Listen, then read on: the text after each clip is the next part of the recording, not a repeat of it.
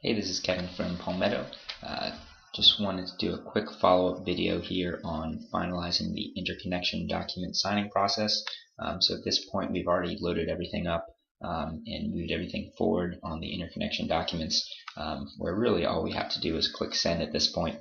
I do want to just review through some of the information here for a couple common questions. For the most part, if the information has been entered correctly in Salesforce, there's not much that's needed here, but it is always a good practice to just review through, make sure everything looks okay before you send it off to your customer. So generally speaking, we're dealing with basic customer information, address. Really the meat of what is involved with these interconnection documents is going to be in the facility information section, or a similar type section based on your utility. That's going to have their account number, meter number, and some of the system specifications. So just wanted to highlight, if you do notice anything, or if your customer does notice anything that looks a little bit off here, feel free to reach out to the solar design team, to your specific solar designer, and they should be able to get everything updated and confirmed in Salesforce to make sure that those numbers are flowing through accurately.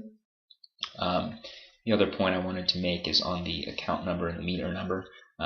We do understand that in certain circumstances the customer may not have this information right on hand by the time you're ready to get them to sign their contracts. And in that case, these fields are set up so that if you don't have the information, we can still get the document signed.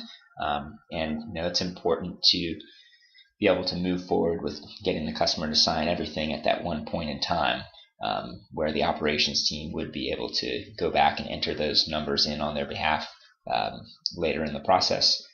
But we do want to make sure we at least get the customer to sign this document while you have their attention.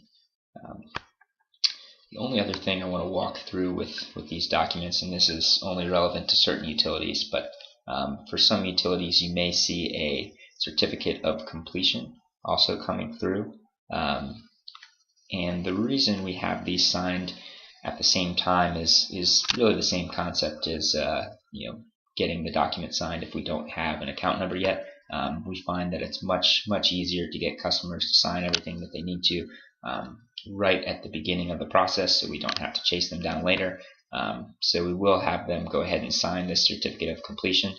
We will end up using this again once the final inspections are completed, but we want to at least get the customer signing portion out of the way right up front.